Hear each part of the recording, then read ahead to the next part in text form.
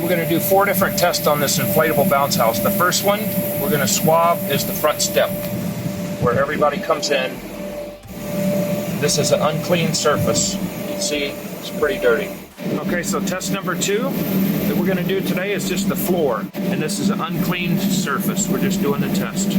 Test number 3, we're gonna do the walls. This is just a random sample, right? Test number 4, we're gonna do the slide surface.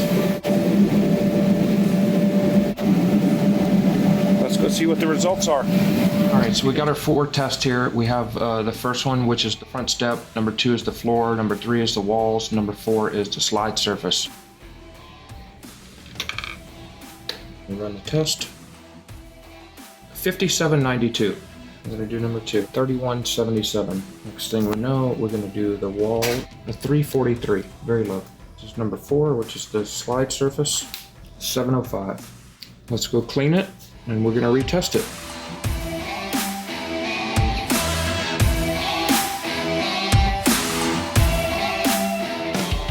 Clean the area. We let it sit for 5 minutes after cleaning it, wiping it down, disinfecting it. So we're going to swab this area.